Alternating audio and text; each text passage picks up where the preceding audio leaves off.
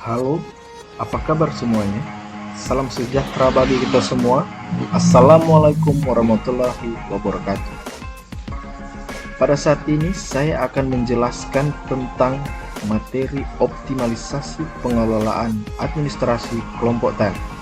Untuk itu, marilah kita rileks sejenak, fokus, dan mari belajar.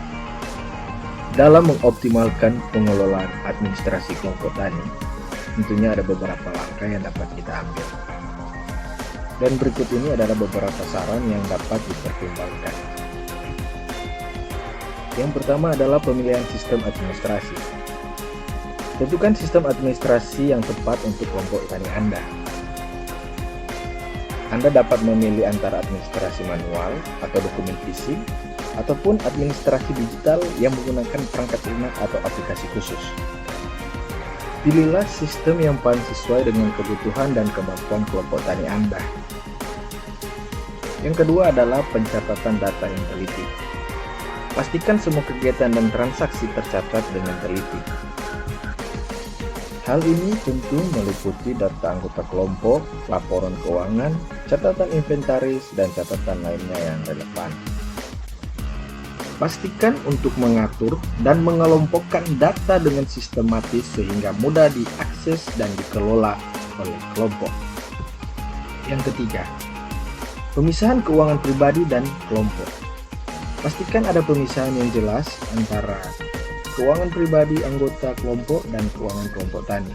Hal ini yang perlu diperhatikan.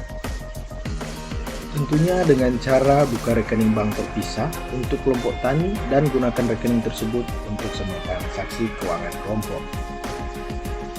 Ini akan membantu memudahkan pelacakan dan pengelolaan keuangan dalam kelompok tani. Yang keempat, pembentukan struktur organisasi yang jelas.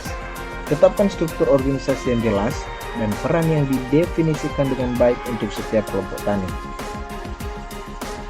Hal ini akan membantu memperjelas tugas dan tanggung jawab masing-masing anggota, termasuk dalam hal administrasi. Misalnya, dalam anggota kelompok dapat ditunjuk seorang bendahara yang bertanggung jawab atas keuangan kelompok dan seorang sekretaris yang bertanggung jawab atas administrasi umum.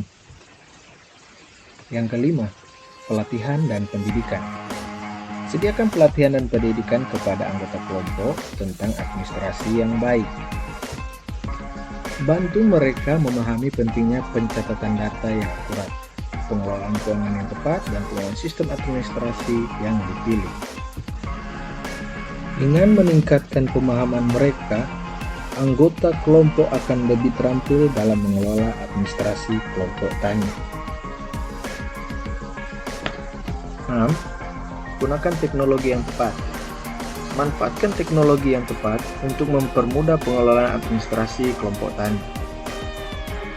Ada banyak perangkat lunak atau aplikasi yang tersedia secara online yang dapat membantu dalam pencatatan data, pengelolaan inventaris, dan pelaporan keuangan.